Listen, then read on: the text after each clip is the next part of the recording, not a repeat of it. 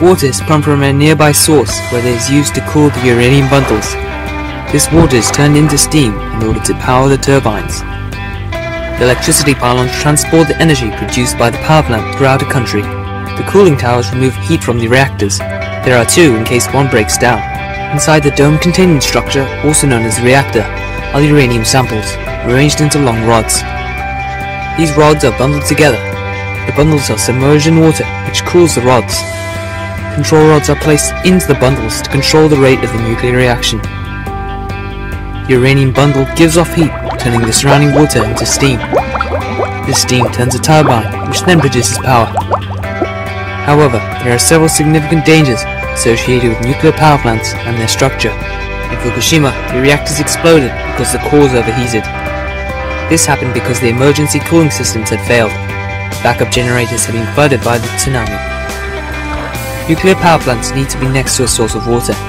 In many cases this is the sea, and when natural disasters occur causing the cooling systems to fail, the power plant can suffer a meltdown, which in turn releases heavy amounts of gamma radiation.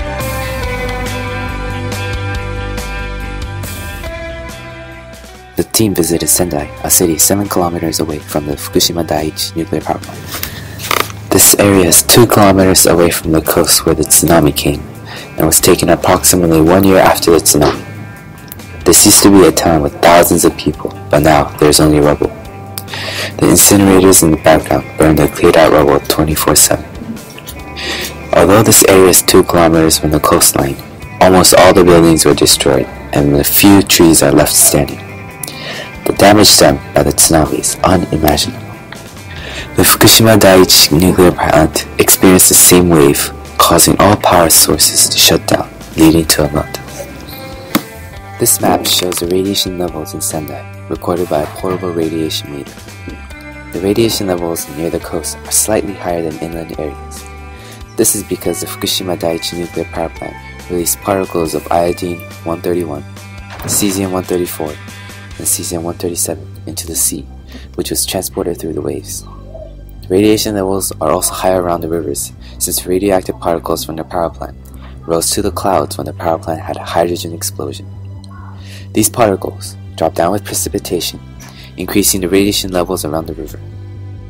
As you head south, the radiation levels increases to 0.069 microsieverts from 0.27 microsieverts. This clearly shows that the radiation levels are higher closer to the Fukushima Daiichi nuclear power plant. However, it is important to note that these radiation levels are under the government's radiation level limits.